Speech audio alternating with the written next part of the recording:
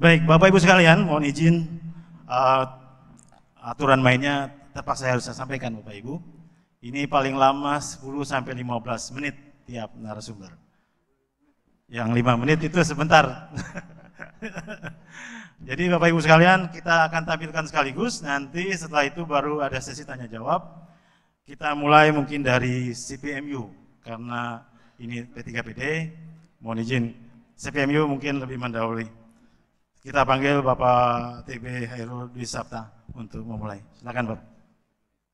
Bismillahirrahmanirrahim. Assalamualaikum warahmatullahi wabarakatuh. Selamat siang, salam sejahtera untuk kita semua. Om Swastiastu, Namo Buddhaya, salam kebajikan. Terima kasih Bapak Moderator, Pak Yose. Tadi saya pikir dia nggak tahu kalau ini siang sama sore. Ternyata emang sengaja supaya Bapak dan Ibu nggak ngantuk rupanya gitu ya. Yang saya hormati para narasumber, ada Bu Ses, Pak Tobu dari Bappenas, Pak Cece dari Kemendes, Bang Andi dari Kejaksaan, dan Pak Rahmat ya dari Kementerian Keuangan, Bapak Ibu sekalian yang hadir dari pemerintah daerah. Dalam hal ini ada tadi dari provinsi, kabupaten, kota, terutama dari Bapeda, Dinas PMD Provinsi, lalu dari Nasional Manajemen Konsultan sebagai pendukung program P3PD dan Regional Manajemen Konsultan. Terima kasih. Dari pagi hingga siang dan sore hari ini menuju sore, Bapak dan Ibu masih fokus. Walaupun kelihatannya masih kenyang, agak-agak ngantuk gitu, tapi mau mendengarkan 6 berapa nih? 1, 2, 3, 4, 5, 6 Pak. Katanya seru nih, nah kita lihat keseruannya. Dikarenakan tadi arahan Pak Dirjen selaku Central Project Management Unit. Bapak dan Ibu mungkin ada yang bingung, apa sih CPMU, ada P3PD, kenapa nggak P4D Pak, kok ada P3PD gitu ya. Ini barang apa gitu ya. Nanti saya akan coba jelaskan secara makro, nanti didukung oleh ada Bu Ses ini sebagai Central Project Implementing Unit, kata Bapak dan Ibu, apalagi nih CPIU gitu ya. Nah oleh karena itu saya meminta coba yang bagan ya, bagan kita. Halaman ke, saya bolak-balik nih Bapak Ibu, halaman keempat, lanjut. Next, terus, next, lanjut, oke, siap. Bapak Ibu sekalian, terlihat di bagan, wah ini layarnya silok sekali nih, nggak apa-apa. Yang pertama, P3PD, tadi sudah disampaikan oleh Bapak Menteri Dalam Negeri pada acara pembukaan. Lalu yang kedua sudah disampaikan oleh Bapak Dirjen Bina Pemerintahan Desa, selaku Central Project Management Unit. Apa itu CPMU? Biar Bapak dan Ibu nanti tahu semua. Yang pertama, Central Project Management Unit ini ada sebagai kontrol kegiatan proyek P3PD. Yang didukung oleh semua kementerian di dalam program P3PD. Apa saja kementeriannya? Kementerian Dalam Negeri, ada Bu Ses selaku Central Project Implementing Unit. Lalu yang kedua ada Kementerian Desa. Lalu kontrolnya yang ketiga itu di komponen 3 ada Steering Komite pengawasan dalam pendukung kegiatan di komponen 1 dan 2, yaitu Kemendagri dan Kemendes. Yang pertama Bappenas, ini ada Pak Tobu. Tadi Pak Kemenko PMK disampaikan oleh Pak Dr. Herbert. Gitu ya. Nah, Bapak Ibu sekalian, CPMU ini mengontrol kegiatan-kegiatan yang dibutuhkan sampai menetapkan lokus daerah. Lokus daerah ini bukan hanya Kemendagri, tapi melakukan uji kelayakan bersama Bank Dunia, bersama dengan Kementerian Dalam Negeri, bersama dengan Bappenas, bersama dengan Kemenko PMK, bersama dengan Kementerian Desa untuk melihat. Nah pertanyaannya tadi yang disampaikan Pak Mendagri di pagi hari hingga Pak Dirjen, desa kita ini 75.265 desa. Saya ulangi, desa kita sekarang 75.265 desa. Yang diintervensi dengan uang P3PD hanya 66.496 desa. Kenapa enggak semuanya? Yang pertama kita akan lihat perbandingannya. Yang diintervensi dengan uang P3PD dan yang tidak diintervensi. Bagaimana tingkat keberhasilannya? Itu yang akan kita lihat. Nah Bapak Ibu sekalian yang dari provinsi, ini nanti akan dibantu oleh Regional Manajemen Konsultan. Nah sekarang saya mau nanya nih, RMC 33 provinsi hadir semua nggak di ruangan ini? Nah coba berdiri dulu biar yang dari daerah tahu didukung sama RMC. Coba berdiri, saya ikut berdiri juga. Saya izin lewat. Nah RMC ini korprop mana korprop? Korprop, sebutin satu-satu, korprop mana saja di pinggir. Kedua terus. Ketiga. Sumsel, lanjut. Lanjut. Nah. Lanjut. Riau. Terus. Siap, lanjut. Tuh, nggak pakai mic aja suaranya keras. Insya Allah RMC bisa program P3PD. Silakan duduk. Nah, Bapak Ibu sekalian, itu RMC yang penanggung jawab di provinsi. Ada National Management Konsultan yang mendukung kebijakan nasional di kementerian yang ada di pusat, termasuk melihat, mengevaluasi program-program yang ada di RMC. NMC hadir apa enggak NMC? Coba berdiri, jangan kalah sama RMC-nya gimana? Coba berdiri RMC. Mana tim leader Pak Agung, pimpin. Loh, kok cuma sendirian NMC pada kemana nih? Oh, lagi rapat di bawah. Untung Pak Bu saya bilang lagi rapat, dilindungi. Kalau enggak nanti kita evaluasi dia. Baik, terima kasih. Bapak Ibu sekalian, tadi struktur organisasi ad hoc yang didukung oleh para tenaga ahli. Jadi, provinsi dan kabupaten kota jangan segan-segan untuk menyampaikan permasalahan yang ada kepada RMC. Ini koordinator provinsial ada semua. Apa yang menjadi hambatan? Dan ini pemecahan masalah program P3PD ini dengan outcome 2. Peningkatan kualitas belanja desa dan penguatan kelembagaan, 2 outcome. Nah, ini yang perlu kita kuatkan, bagaimana di 66.496 desa yang diintervensi dengan uang P3PD ini bisa berhasil.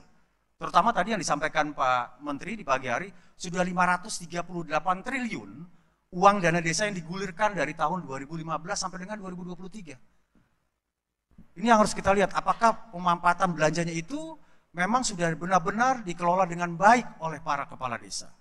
Bapak Ibu sekalian, kalau jumlah desa kita 75.265, jumlah kelurahan kita sekarang 8.498. Kalau dijumlahkan sudah 83.000 sekian, penduduknya 275 juta penduduk. Berarti kalau membangun NKRI dari pinggiran, yaitu desa, hampir 85% penduduk Indonesianya itu ada di desa. Makanya program Nawacita Pak Jokowi ini sudah harus kita support membangun NKRI dari pinggiran, dari kelurahan dan desa. Coba dikecilin sedikit. Nah, di bawah Central Project Management Unit yang dipimpin oleh Pak Dirjen Bina Pemdes sebagai Kepala CPMU, dan mohon izin saat ini saya sebagai Sekretaris Central Project Management Unit ini didukung untuk mengontrol kegiatan-kegiatan P3PD yang berlangsung sampai dengan tahun 2024. Jadi 2024 ini selesai Bapak dan Ibu sekalian. Kendalanya ada saja. 2020, 2021 pandemi nggak bisa jalan hingga 2022. Akhirnya bertumpuk di 2023 dan 2024. Ada pesta demokrasi, pilpres dan pilkada. Nah, oleh karena itu P3PD ini adalah bersih dari niatan politik, justru murni untuk peningkatan kapasitas pemerintahan yang ada di desa. Jadi izin saya meminta dukungan dari Bapak Ibu sekalian pemerintah daerah, baik saya hadir juga lihat di sini ada Bapeda, Dinas PMD, Provinsi dan Kabupaten Kota untuk mensupport dan mendukung keberhasilan program P3PD. Harapannya desa ini sesuai dengan Undang-Undang Desa nomor 6 tahun 2014 ada 7 sumber pendapatan. Kemandiriannya ini harus dikuatkan melalui edukasi dan peningkatan kapasitas untuk menguatkan 5 sumber pendapatan lainnya. Itu tugas kita di sini untuk bisa mendorong itu. Jadi kawan-kawan NMC dan RMC hadir, tujuannya juga untuk mengintervensi, mengreview, mengevaluasi apa yang menjadi permasalahan Bapak Ibu sekalian di provinsi dan kabupaten kota. Selanjutnya di bawah Central Project Management Unit, ini didukung juga oleh Central Project Implementing Unit. Di sebelah kiri saya ada Bu Ses, satu-satunya cewek yang paling cantik di antara cowok-cowok. Coba. Nah, coba. CPIU beliau ini yang mengkontrol kegiatan di Kemendagri. Nah, kegiatan pelatihan tatap muka secara serentak 2023-2024 nih komandannya ada di sini nih, perempuan coba Bu. Bapak Ibu sekalian mudah-mudahan bisa berhasil semua ya Bu Ses ya. Sampai 2024. Jadi target kita mulai berjalan Juli 2023 dan berakhir di Oktober 2023 dengan asumsi karena di November sudah mulai kita melakukan kampanye Pilpres dan Pileg. Lalu tahap kedua tadi juga Pak Menteri sudah menyampaikan akan dimulai bulan Maret dan sampai dengan Juni 2024. Bapak Ibu yang kami hormati, Itu tadi bicara komponen 1. Kenapa dibicarakan komponen? Komponen itu sebenarnya kementerian yang terlibat. Itu dinamakan komponen 1. Jadi kalau Bapak dan Ibu nanti ngelihat bagan ini di daerah, nggak bingung lagi.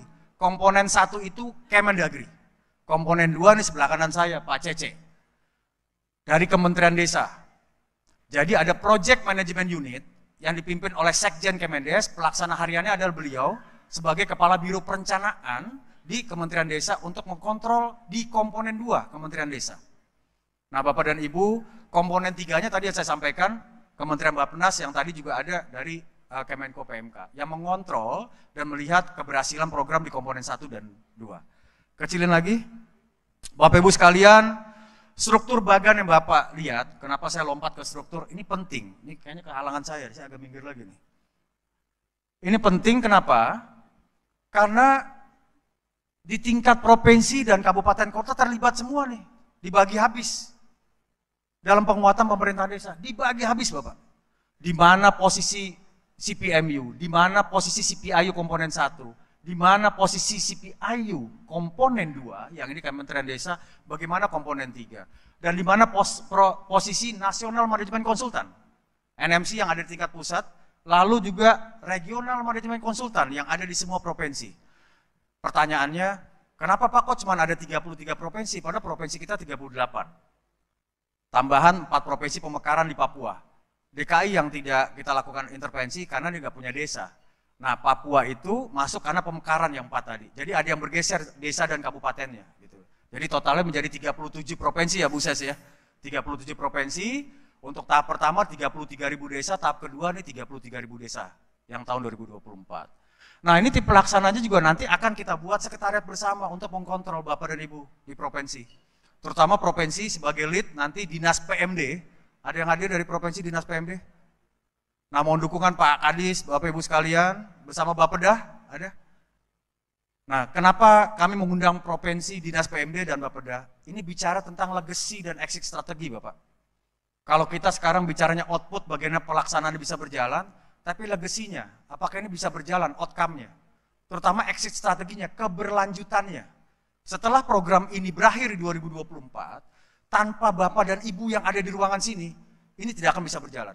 Jadi saya bertanya sekali lagi, Bapak dan Ibu siap mendukung program ini untuk berhasil?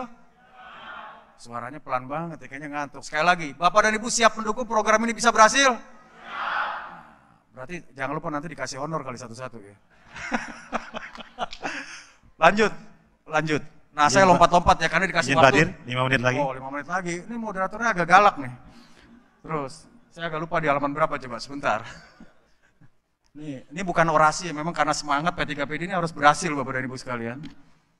Sebagai sekretaris CPMU. Nah, tadi kalau jadi ditanya, Pak, di kabupaten saya, di provinsi saya, itu ada loh desanya yang nggak dapat pelatihan. Kenapa nggak semuanya? Nah, sebelum ditanya biar saya jelasin. Jadi pertanyaan saya bagian sedikit.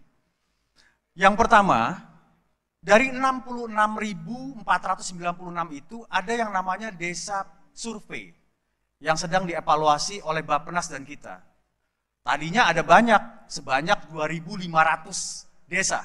Lalu turun lagi yang beririsan di SK yang ditetapkan oleh Pak Dirjen selaku Central Project Management Unit dalam penegakan lokus, itu ada 1.300 yang beririsan.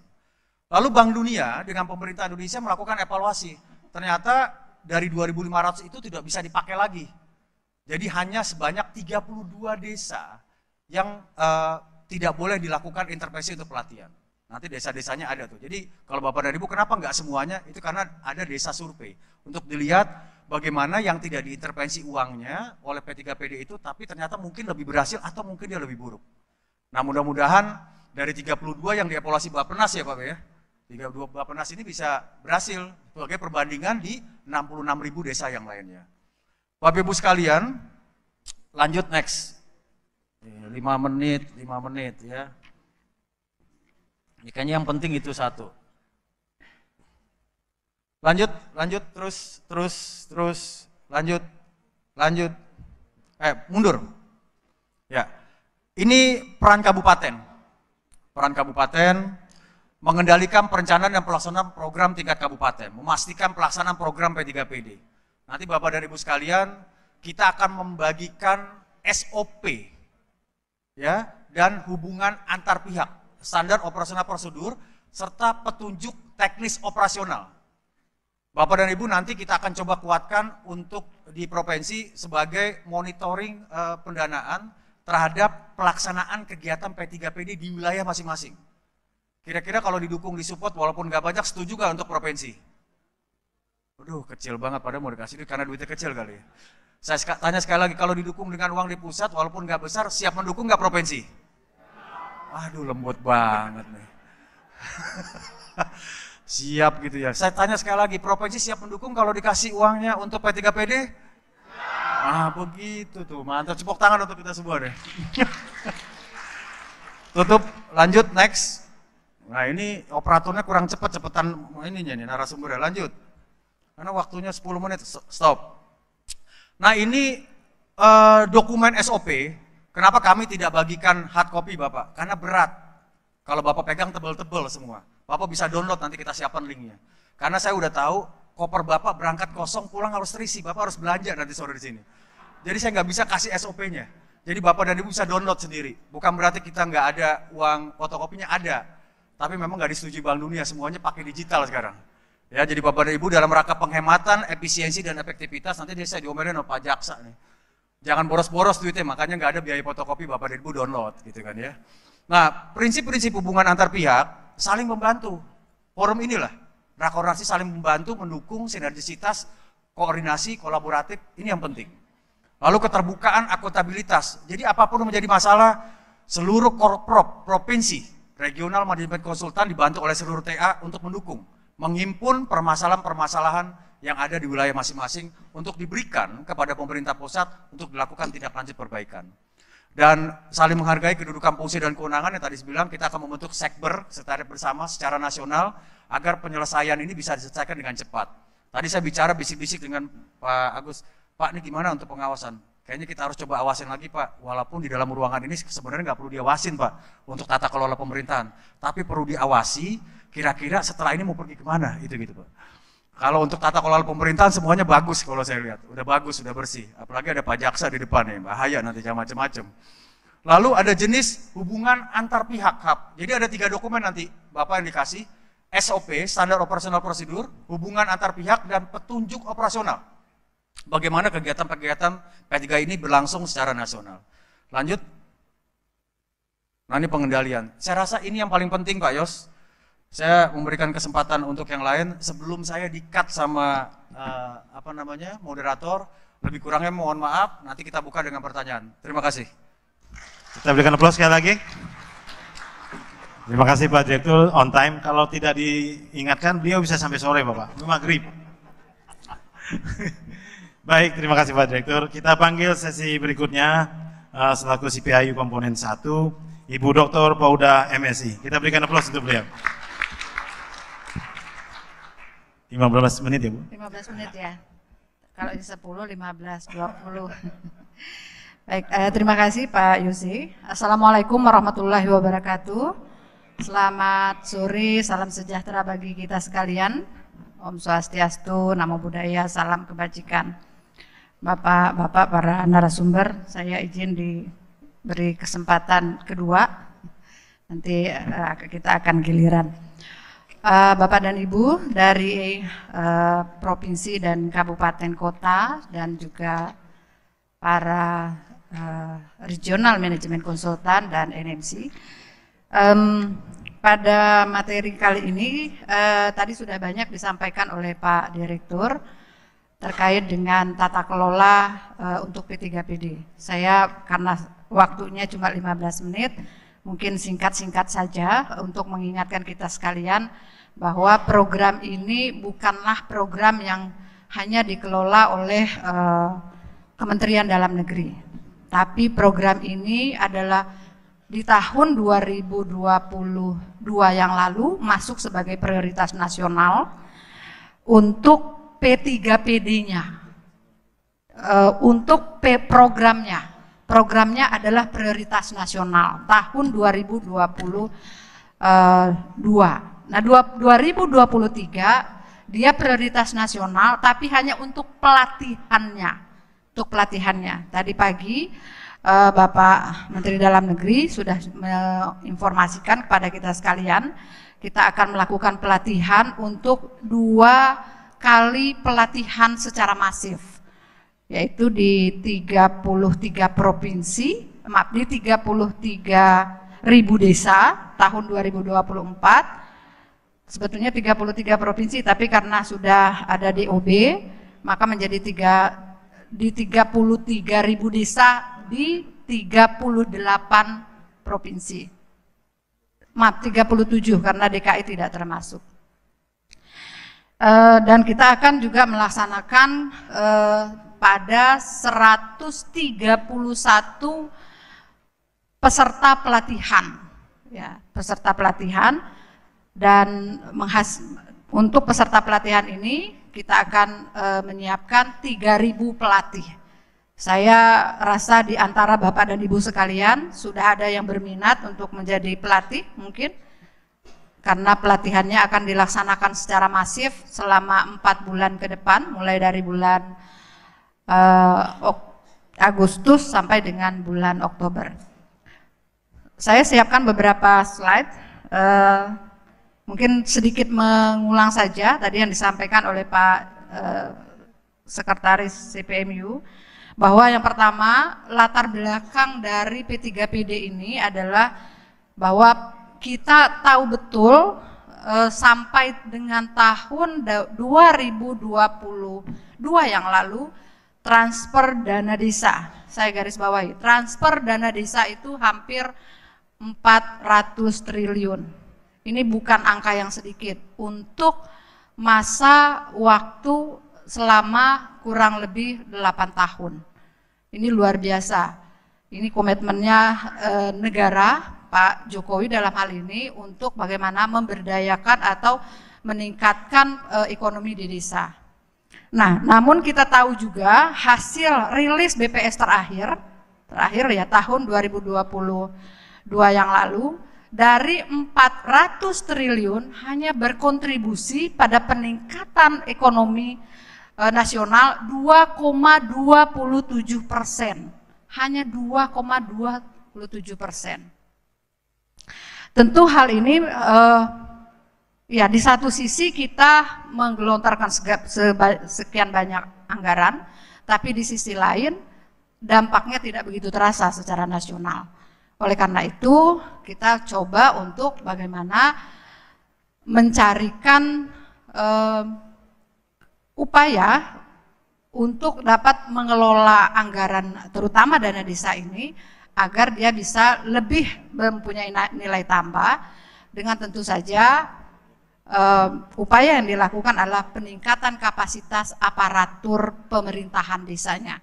Karena kalau kapasitasnya bertambah, harapannya ya sekali lagi tata kelola pemerintahannya baik dan termasuk kualitas belanja di desanya juga baik. Inilah yang menjadi latar belakang, ya, menjadi latar belakang kenapa P3PD ini digelontorkan sebagai kebijakan nasional, terutama untuk bagaimana pemerintah desa mempunyai kontribusi terhadap peningkatan ekonomi nasional yang dengan cara melakukan peningkatan kapasitas melalui pengetahuan dan skill bagi kepala desa.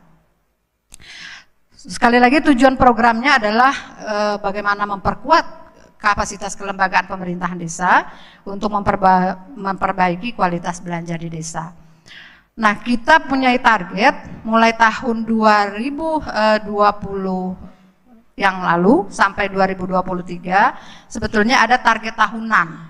Tetapi karena memang masanya masa 2020 kita pandemi, 2021 masih berlanjut, 2022 masih berlanjut. Sehingga target yang dari 2020 sampai dengan 2022 kita jadi akumulasikan di tahun 2023. Bisa kita bayangkan yang tadinya itu hanya 100 kabupaten di tahun 2020, 180 kabupaten akumulasi 2021, lalu ada 180 lagi 2022. Ini akan kita jadikan satu target di tahun 2023. Sehingga memang sekali lagi tadinya 67.000 desa akan kita lakukan pelatihan selama periodisasi program mulai dari tahun 2020. Nah, untuk 2023 sendiri kita melaksanakan hampir di 33.000 desa. Ini membutuhkan kerjasama kita semua, pengelola P3PD, tadi disampaikan oleh Bapak Sekretaris CPMU, bahwa ini bukan hanya menjadi tanggung jawabnya pemerintah pusat, tetapi menjadi tanggung jawabnya provinsi dan kabupaten hingga juga kecamatan dan desa. Bagaimana kita mensukseskan program P3PD yang mempunyai target sedemikian besar untuk bisa kita laksanakan. Dan kita sudah mengidentifikasi beberapa kendala, diantaranya yang sedang akan kita hadapi. Kita akan menghadapi pemilu, di mana tanggal 20 Oktober 2024 menurut jadwal pemilu kita tidak boleh lagi melakukan tatap muka secara masif. Oleh karena itu pelatihannya kita lakukan direncanakan mulai Agustus 2023 sampai dengan tanggal 20 Oktober 2023.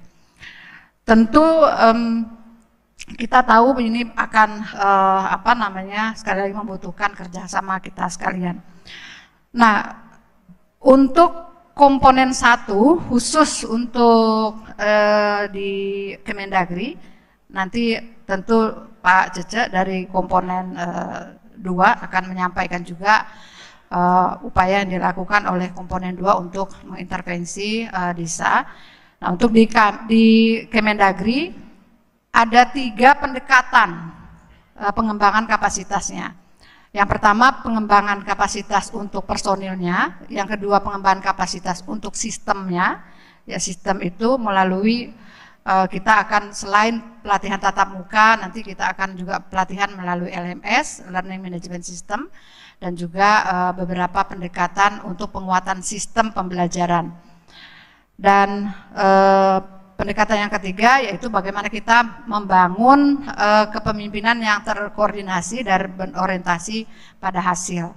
Ini secara umum gambaran P3PD. Kami penting untuk menyampaikan ini semua kepada Bapak dan Ibu karena memang saya yakin dan percaya sudah hampir 3 tahun, tapi kelihatannya masih ada beberapa daerah yang menanyakan ini sebenarnya apa sih P3PD, kok belum ada actionnya gitu sampai hari ini. Tapi ya itu tadi kendalanya adalah kita mengalami COVID, lalu kita baru akan memulai di tahun 2023 ini. Nah, berikutnya untuk strategi pelaksanaan di komponen 1, bagaimana kita akan melakukan penguatan untuk pengetahuan, keterampilan, dan sikap bagi penyelenggara pemerintahan desa, lalu penguatan organisasinya sendiri, dan penguatan sistem serta prosedur untuk mendukung pemerintahan dan penguatan sistem informasi. Nah, ini ada 4 strategi ini, antara lain untuk misalkan penguatan sistem informasi. Selain tadi LMS, kami mohon sekali juga dukungan dari seluruh kabupaten. Kita mempunyai profil desa dan kelurahan sebagai baseline data kita yang akan kita bangun melalui P3PD. Ini penting untuk kita siapkan karena kita tahu di desa ini, kalau tadi Pak Menteri sampaikan, kita paham betul kepala desa itu begitu keluar anggaran dana desanya, mereka melaksanakan kegiatan tanpa perencanaan yang baik. Dan perencanaan yang baik itu tentu kita mulai dari data. Nah, oleh karena itu kita akan kuatkan profil kita untuk melakukan pendataan dan menjadikan data ini sebagai basis perencanaan di desa. Lebih lanjut tentu kepala desa juga akan melakukan kegiatan dengan memanfaatkan anggaran, dan ini yang kita siapkan prosedurnya, sistemnya seperti apa untuk mengelola anggaran yang ada di desa. Waktu Bu, 3 menit lagi. 3 menit lagi. Ya, saya katakan memang nggak banyak nih. Ya, lanjut saja. Ini ada pengelola di P3PD baik pusat, provinsi dan kabupaten, kami mohon bantuan dari teman-teman di provinsi dan kabupaten kota untuk sekali lagi bersinergi dengan RMC, bagaimana kita akan menyiapkan untuk 33.000 desa pelatihan nanti, mulai melakukan pendataan dan menyiapkan, paling tidak menyiapkan tenaga pelatih. Ini kami mohon sekali, karena saat ini selaku CPAYU kami masih membutuhkan pelatih atau narasumber dari Kesbangpol ya, dari Kesbangpol untuk materi kepemimpinan. Lalu juga kami membutuhkan tenaga pelatih dari Dinas Koperasi dan UKM untuk pelatihan kewirausahaan dan penguatan BUMDes. Jadi melalui forum ini kami berharap teman-teman di Dinas DPMD nanti bersama dengan RMC melakukan pendataan untuk menyiapkan dua narasumber tadi.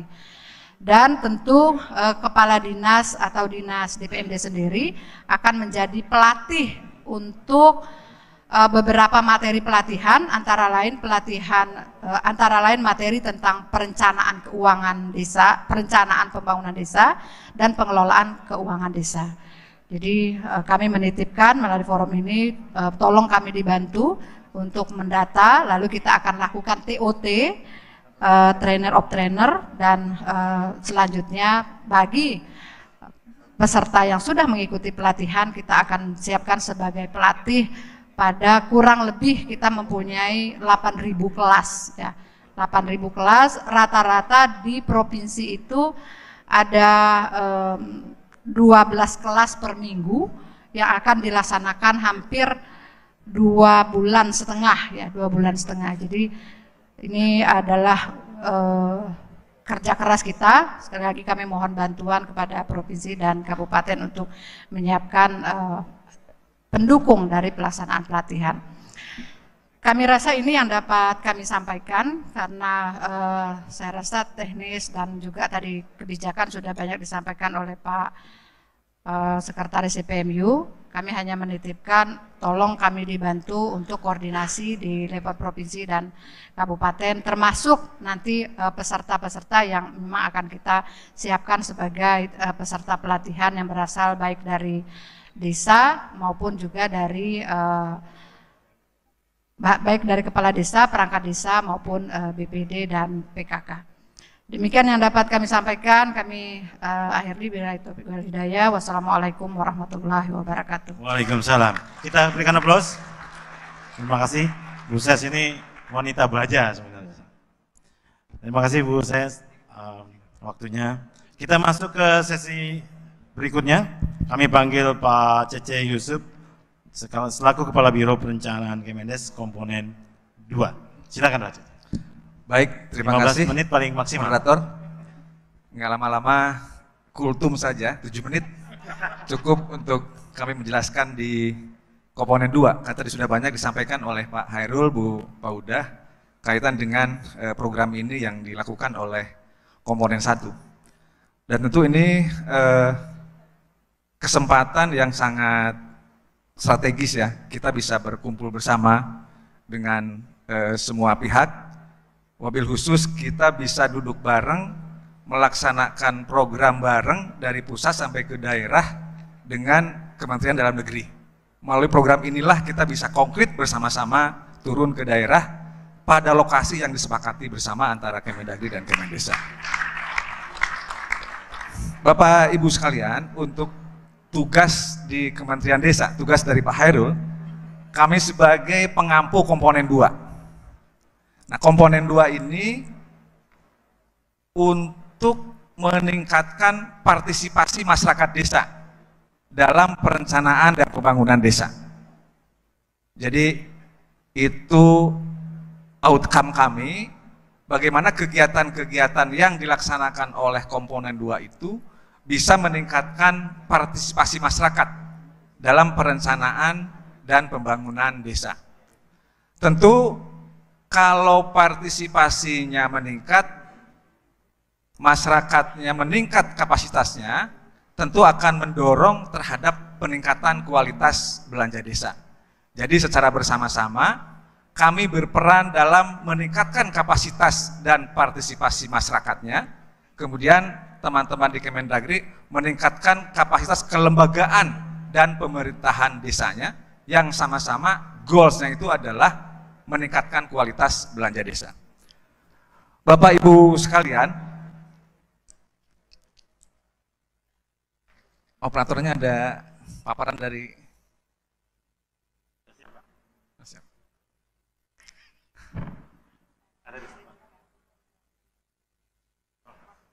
baik, berikutnya di slide diagram indikator kinerja komponen 2. Bapak Ibu sekalian, di komponen 2 terbagi menjadi 4 subkomponen.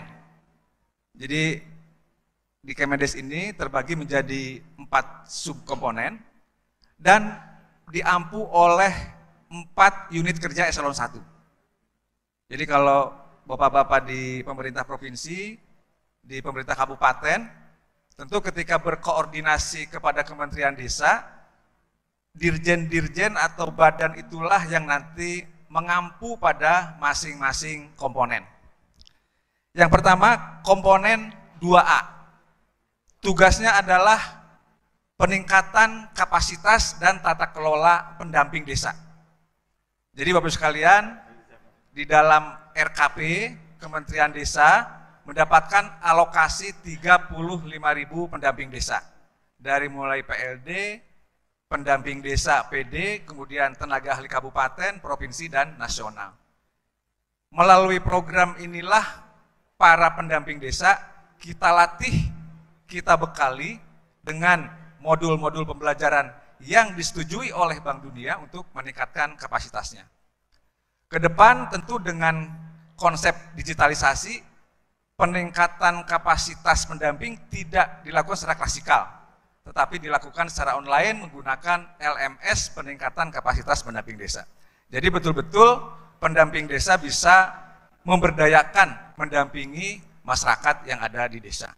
Karena kalau mengandalkan rupiah murni, mohon izin dari DJA, ini anggarannya sangat terbatas, hanya cukup untuk honor para pendamping. Nah, peningkatan kapasitas pendamping inilah yang kemudian dilaksanakan melalui program P3PD. Kemudian yang kedua, subkomponen 2B. Ini pengampunya di Direktorat Jenderal Desa dan Perdesaan, Direktorat Sosial Budaya dan Lingkungan Hidup. Tugasnya adalah melakukan pendampingan ke desa-desa lokus melalui NGO atau LSM. Jadi kami sudah membagi wilayah barat, wilayah tengah, dan wilayah timur, kemudian dilakukan pendampingan oleh NGO, oleh LSM. Tugas dari NGO LSM ini untuk menguatkan masyarakat dalam inklusi sosial. Jadi keterlibatan perempuan, keterlibatan kaum difabel di desa, diberdayakan melalui pendampingan LSM, dilaksanakan melalui sekolah-sekolah lapang, dilakukan di lokus-lokus desa P3PD. Itu diampu oleh Direktorat Jenderal Desa dan Perdesaan, subkomponen 2B. Kemudian berikutnya, subkomponen 2C1. Jadi namanya nomor gitu ya, 2C1. Tugasnya adalah meningkatkan kapasitas masyarakat desa melalui pembelajaran video platform. Jadi masyarakat pada lokus P3PD dilatih untuk memiliki kemampuan dalam membuat video-video pendek sebagai pembelajaran kepada masyarakat. Pak Mekri, bisa tampilin Pak Mekri? Sudah ya? Sedang diusahakan. Jadi kultum nggak perlu PPT Pak, katanya begitu Pak, kata panitia Pak. Kemudian, Bapak sekalian, komponen subkomponen berikutnya 2C2. Ini diampu oleh Badan Pengembangan dan Informasi. Tugasnya adalah menyiapkan, membangun dan mengembangkan desa digital, smart village. Ini yang kemudian menjadi sangat menarik pada era digital sekarang ini, semua proses pelayanan kepada masyarakat, baik sosial, ekonomi, nanti diharapkan dilakukan secara digital. Pada tahun 2022, kita sudah menetapkan 1.350 desa. Mungkin desa-desa Bapak Ibu sekalian sudah menjadi lokus untuk Smart Village. Kemudian sampai dengan akhir proyek nanti di 2024 akan ditetapkan 3.000 desa. 3.000 desa lokasi Smart Village atau desa digital. Nah, dalam program ini Bapak Ibu sekalian, dalam program Smart Village, kami sudah merekrut kader-kader digital yang tugasnya mendampingi masyarakat, mendampingi desa dalam penggunaan teknologi digital pada level desa. Kemudian pada level kabupaten, kita merekrut duta digital, digital ambassador. Jadi kita merekrut duta-duta digital untuk mengkonsolidasi para kader-kader digital. Jadi yang meningkatkan kapasitas para kader ini adalah duta-duta digital yang sudah kita berikan TOT. Kemudian masing-masing kader mendampingi desanya, masyarakatnya dalam implementasi dari desa cerdas. Kemudian tentu tidak hanya kita rekrutmen kader dan duta saja. Nanti pada 3.000 desa itu akan diberikan ruang komunitas desa digital. Jadi pihak desa menyiapkan ruang fisiknya, kemudian Kementerian Desa melalui program ini akan memberikan perangkat komputer dan paket internet. Paket internet berikut isi-isi dari atau konten-konten dari digitalisasi desa. Jadi masyarakatnya dilatih, didampingi, perangkatnya kita sediakan berikut konten dari desa digital itu sendiri. Harapannya tentu peningkatan pelayanan kepada masyarakat meningkat, kemudian masyarakat desa kemudian bisa katakanlah dari aspek ekonomi bisa mengakses marketplace untuk mendorong usaha-usaha ekonomi di desa dan pelayanan kepada masyarakat desa bisa dilakukan secara digital pada 3.000 desa contoh tersebut. Saya kira ini yang barangkali paling menarik, bagaimana kemudian ke depan setelah proyek berakhir, legasi kita jangan selesai proyek, selesai juga, tapi harus ada kolaborasi, integrasi, dan kelanjutan dari Kementerian Desa. Sustainability-nya juga sangat tergantung dari Bapak Ibu sekalian yang ada di daerah dan pemerintah desa. Kemudian yang terakhir di Kementerian Desa, subkomponen 2D, ini pengampunya di Sekretaris Jenderal. Tugas kami di Biro Perencanaan adalah menyediakan tenaga ahli, menyediakan anggaran untuk dukungan manajemen lainnya terhadap semua PAU yang ada di Kementerian Desa, PDT, dan Transmigrasi. Tentu ini kami selalu berkoordinasi baik dengan subkomponen di internal Kementerian Desa maupun dengan komponen satu yang tentu menjadi satu kesatuan proyek dalam rangka meningkatkan kualitas belanja desa sesuai dengan tujuan akhir dari proyek P3PD. Saya kira demikian yang dapat kami sampaikan, hanya 8 menit ya, lebih semenit. Akhirul kalam, wassalamualaikum warahmatullahi wabarakatuh. Waalaikumsalam.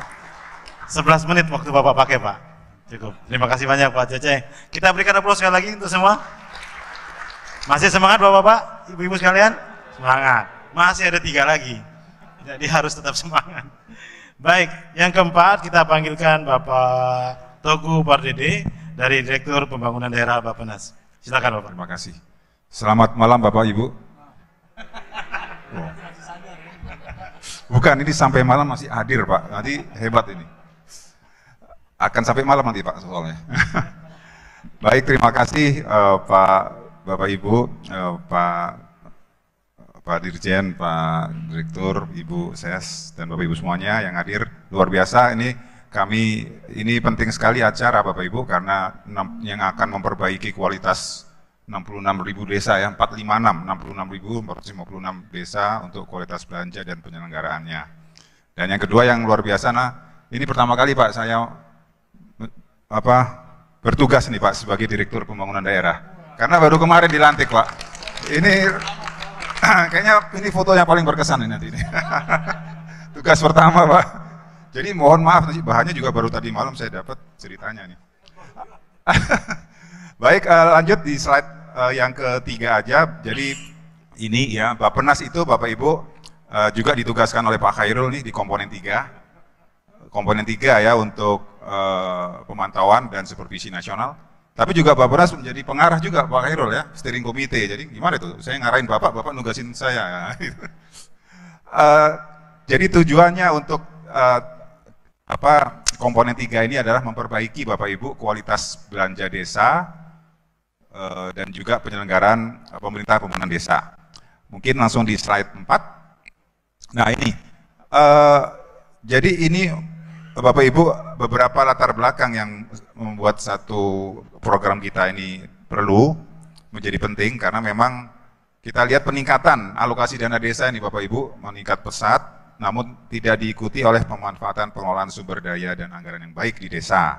Beberapa buktinya ini desa-desa tidak punya rencana investasi yang cukup rumit yang bagus gitu ya. Kemudian akses ke penyediaan layanan teknis implementasi, tingginya variasi kondisi desa dan rendahnya kualitas infrastruktur.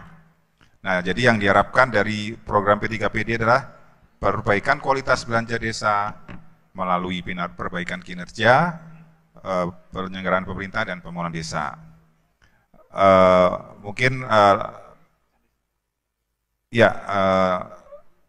Next ke slide 6 aja.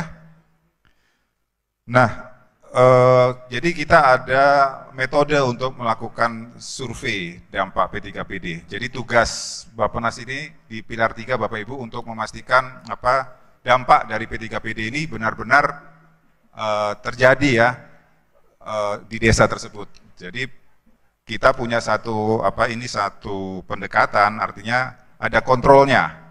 Kita pakai randomized control trial, artinya kita melakukan metode penilaian ini terhadap desa-desa yang dapat program dan desa yang tidak dapat. Nanti kita bisa bandingkan apakah gara-gara proyek ini desa itu bagus kualitas belanja dan juga penyelenggaranya, atau ada desa lain yang nggak pakai proyek ini juga bagus gitu. Nah ini perlu kita pastikan proyek ini bisa bagus berdampak di desa tersebut. Next, benar-benar 7 menit nih, ya udah pas-pas ini. Kemudian yang sebelumnya. Nah tadi saya sampaikan, jadi ada juga evaluasi dampak ini ada 2 survei utama Bapak Ibu. Survei awalnya, baseline, dan survei akhirnya. Survei awal itu bertujuan untuk menilai kondisi awal desa sebelum program dilaksanakan.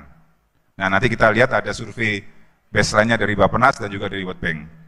Dan survei akhir itu end-line, ini nanti kita melakukan survei untuk melihat setelah dilaksanakan program.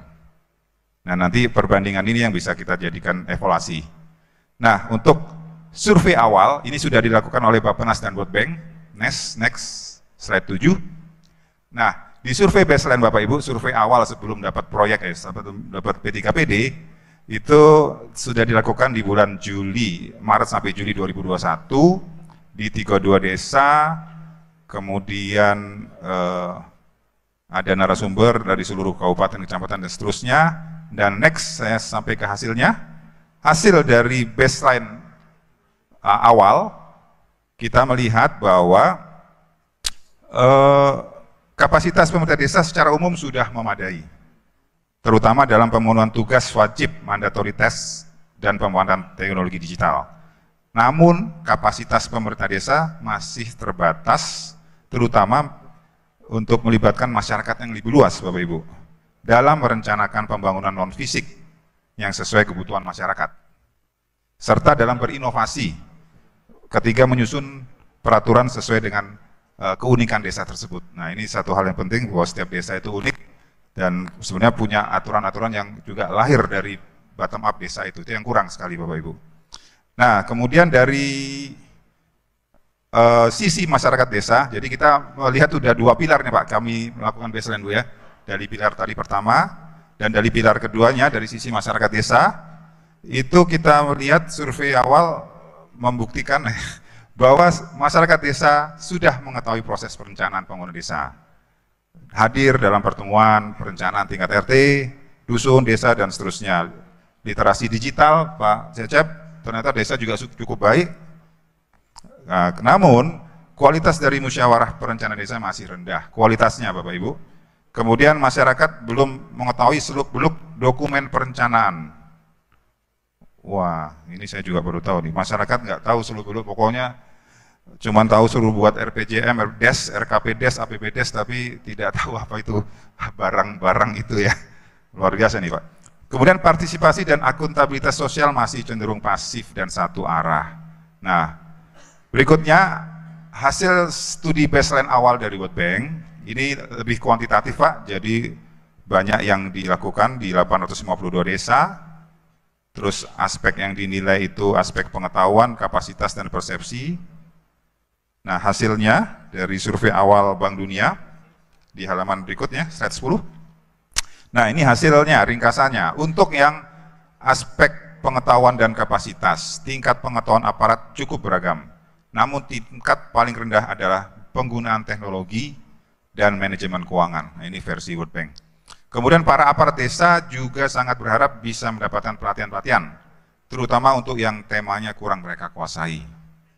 Nah, ini kita harus tahu Bapak Ibu tema apa yang mereka kuasai ya, karena setiap desa juga punya satu keunikan dan juga punya apa yang mereka punya, apa mereka punya ingin latihannya.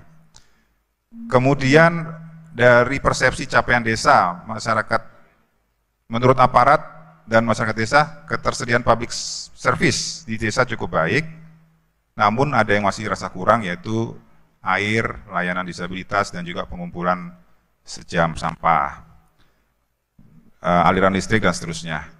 Oke, next. Nah, ini tindak lanjut dari kami tim 3, pilar komponen 3 untuk pelaksanaan ini adalah evaluasi dampak dead-end line. Ini nanti akan melihat tadi yang saya sampaikan, komparasi desa sebelum dan sesudah pasca intervensi proyek 3PD.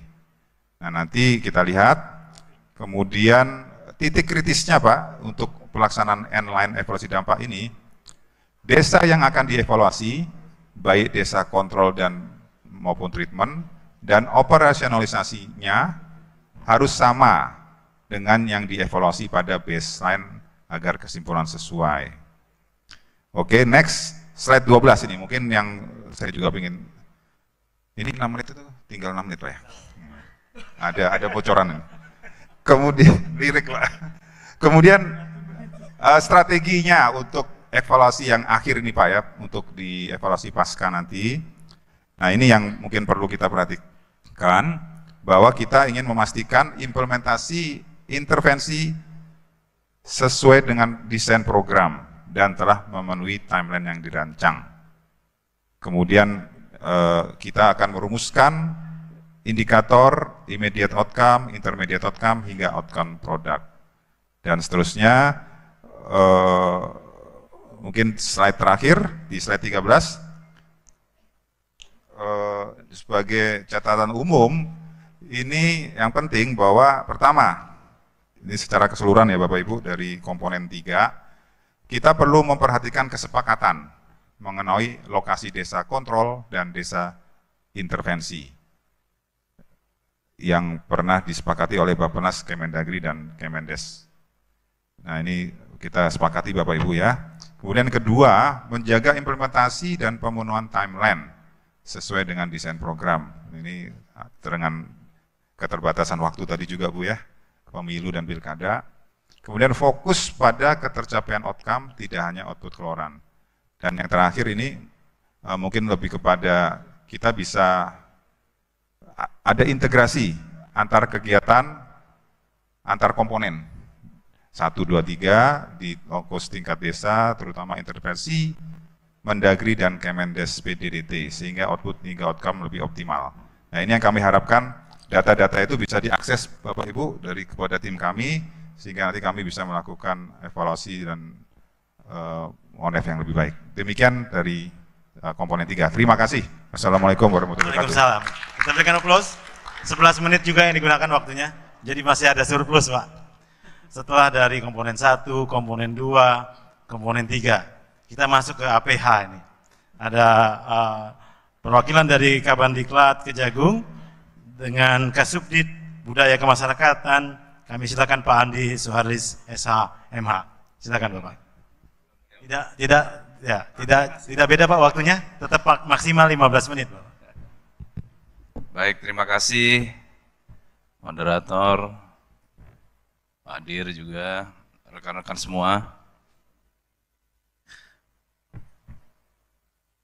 Hari ini saya menyampaikan permohonan maaf kalau kemudian Pak Kabandiklat juga ada kegiatan, jadi izinkan saya, kebetulan ini adalah salah satu tusi dari bidang Direktorat B terkait dengan pemberdayaan masyarakat desa. Jadi ini sebagai pengetahuan Bapak Ibu semua bahwa Kejaksaan juga punya tusi untuk mengawal kegiatan-kegiatan pembangunan di desa, apalagi terkait dengan jaga desa. Baik Bapak Ibu semua, mengawali adanya penyampaian paparan pertama, slide pertama kita bisa lihat.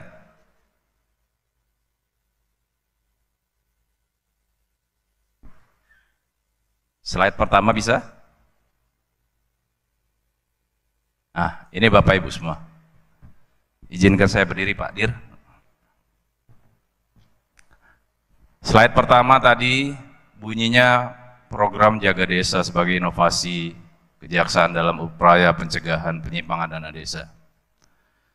Sebegitu pentingnya desa, kami pandang kami harus hadir.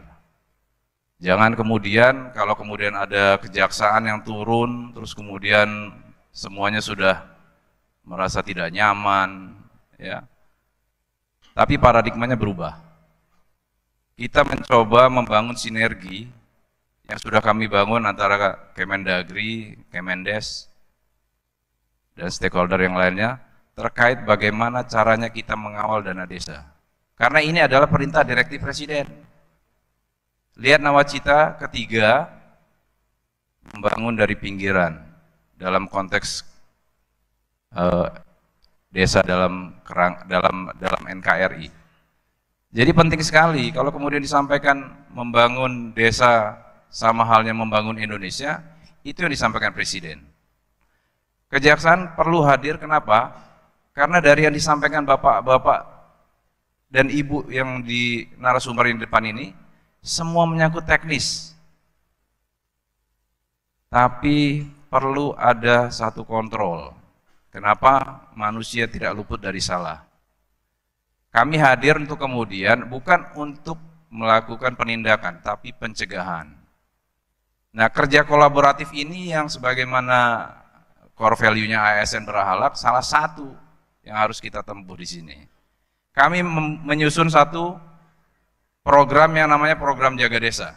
Ini sebetulnya PR lama Bapak Ibu. Harusnya dana World Bank ini turun di 2019-2020. Kami kebagian untuk menyusun satu aplikasi. Karena program jaga desa ini esensinya adalah pertama kerja kolaboratif, sosialisasi, kemudian aplikasi berbasis IT. Jadi ini sudah sangat tematik sekali, sesuai dengan program kerja nasional. Next. Sebagaimana saya sampaikan, salah satu tugas kami adalah pemberdayaan masyarakat desa. Ini diatur dalam Undang-Undang Kejaksaan. Next. Ini salah satu yang membuktikan bahwa kami melakukan kerja kolaborasi dengan Kemendes. Sudah ada payung hukum jaga desa di tahun 2018. Hanya terkendala COVID. Sehingga akhirnya baru di 2021-2022 kami mulai menyusun kembali. Next. Ini adalah perbaharuan kerjasama antara Kemendes dengan Kejaksaan terkait dengan program jaga desa. Di situ di dalam pasal 2 terkait dengan ruang lingkup MOU adalah pemberian bantuan hukum, pertimbangan hukum, tindakan hukum lainnya, pengawalan, pengawasan, pemulihan aset, dukungan, penegakan hukum, dan segala macam. Konteksnya bagaimana? Untuk mengawal supaya program jaga desa bisa sukses, tepat guna, tepat sasaran. Next. Next. Sebagai yang disampaikan oleh Ibu Ses tadi, hampir 500 triliun. 500 triliun, jadi apa kalau kemudian kita tidak punya tanggung jawab moral lah. Besar sekali anggaran itu. Sangat-sangat besar. Penting untuk kita semua hadir dalam kegiatan ini. Next. Saya ingin menyampaikan supaya menjadi satu pemahaman bersama. Karena bapak-bapak dan ibu-ibu juga akan menemukan situasi ini. Dan ini sudah kami lakukan pemetaan, ada beberapa bentuk potensi penyimpangan dan penyalahgunaan dana desa. Ini berdasarkan hasil kegiatan monitoring dan evaluasi kami di daerah-daerah. Kita lihat, next. Next. Nah ini,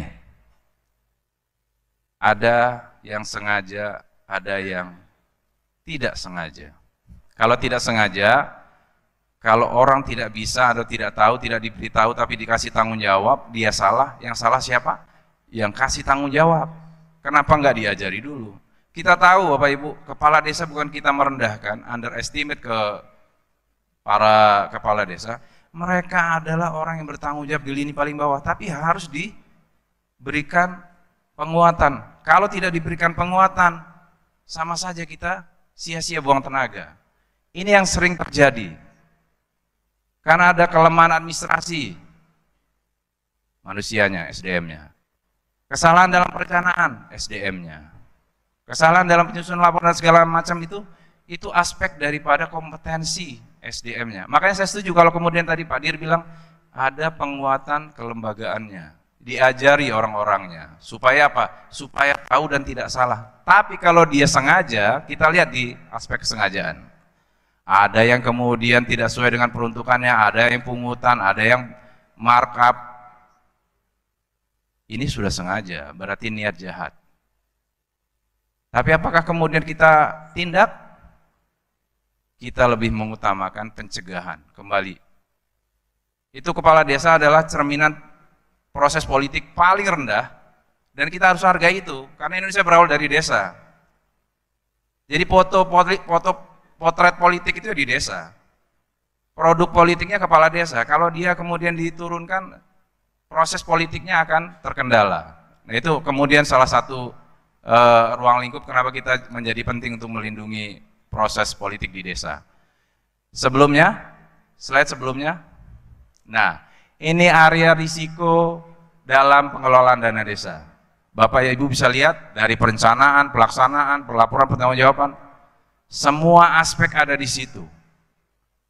Semua sudah diatur oleh Kemendagri dan Kemendes, semua aturan terkait dengan bagaimana SDM-nya, bagaimana sistemnya. Manusia tetap punya niat jahat untuk melakukan celah. Ini kita petakan sebagai peta risiko, supaya Bapak Ibu bisa melihat di mana alur kesalahan kalau kemudian muncul ada penyimpangan. 2 kali next. Faktor penyebab. Pertama, kompetensi. Orang nggak bisa diajari, orang nggak tahu harus diberitahu. Lemahnya kompetensi dan dukungan edukasi. Ini salah satu penguatan yang harus diutamakan. Saya setuju kalau kemudian program ini menjadi prioritas untuk penguatan kelembagaan. Yang kedua, partisipasi. Masyarakat kadang-kadang terlalu cuek ya barangkali ya. Mungkin mereka juga tidak terlalu pusing. Karena mungkin bangsa kita itu ya kalau primordialnya tinggi, kesukuannya tinggi, saling menghargainya tinggi, sampai kesalahan pun penuh permakluman. Nah itulah bangsa kita. Jadi partisipasi ini harus digalang juga, pemberdayaan masyarakatnya harus ada. Jangan cuma penguatan kelembagaannya, tapi pemberdayaan masyarakat. Penguatan kelembagaannya Kemendagri, pemberdayaan masyarakatnya Kemendes, dibagi. Itu sudah dibagi. Kemudian transparansi. Nah transparansi ini penting. Supaya apa?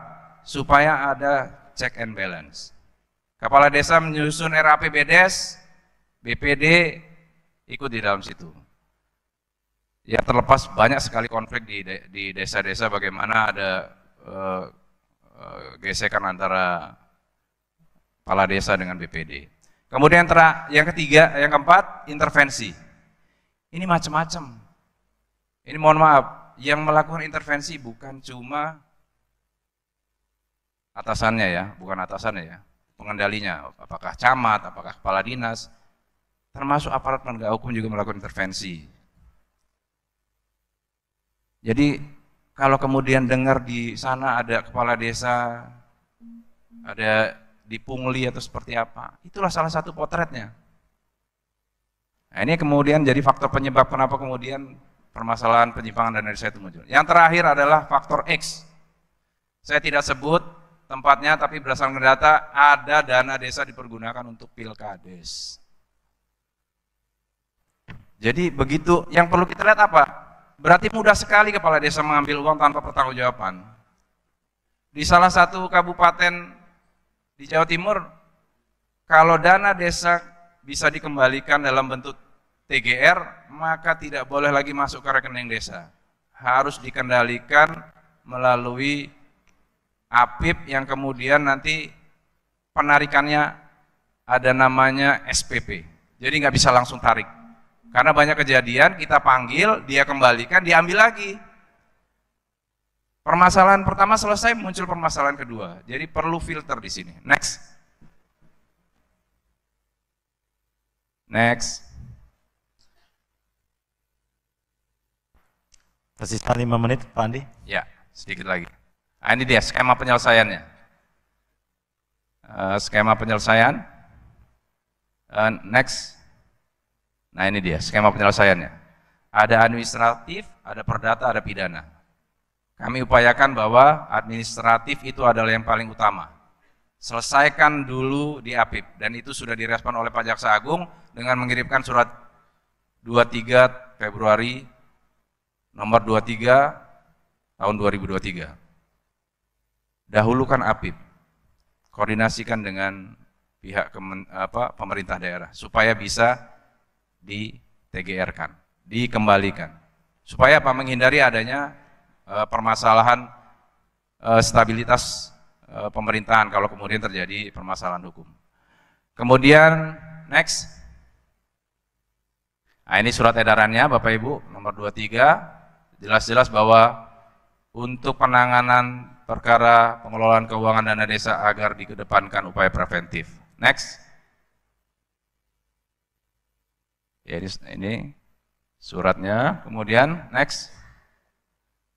Nah, saya ingin menjelaskan sedikit bahwa dana desa itu kalau kata Kemendes sudah ada aturannya, namanya Peraturan Prioritas Penggunaan Dana Desa, dan itu setiap tahun.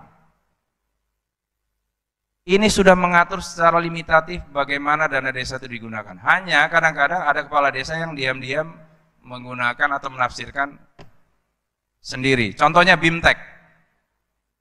BIMTEK ini jadi permasalahan. Di Aceh ada satu kabupaten mengumpulkan kurang lebih 3 miliar hanya untuk ke Bali, ke Lombok. Kita tidak kemudian berprasangka, tapi apa yang ingin dicari di sana? Kenapa nggak kemudian ahlinya datang ke Aceh? Ini akan menimbulkan prasangka-prasangka yang kemudian nanti lain lagi sesuai apa tidak sesuai dengan peruntukannya. Jadi kalau kemudian Bapak Ibu melihat ada RAPBDes yang keluar daripada Permendes tiap tahunnya ini, dikoreksi. Supaya apa? Supaya jangan terjadi lagi. Karena BIMTEK itu sebetulnya BIMTEK untuk pemberdayaan masyarakat kalau dana desa, bukan bukan penguatan SDM-nya. Penguatan SDM-nya ada di Kemendagri, tapi pemberdayaan masyarakatnya itu ada di dana desa. Itu Kemendes yang mengatur. Next.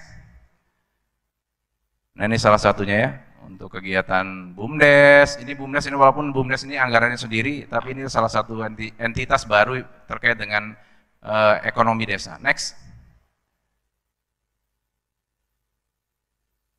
Oke. Ini adalah penggunaan dana desa untuk prioritas nasional. Next. Nah, ini terakhir Bapak Ibu.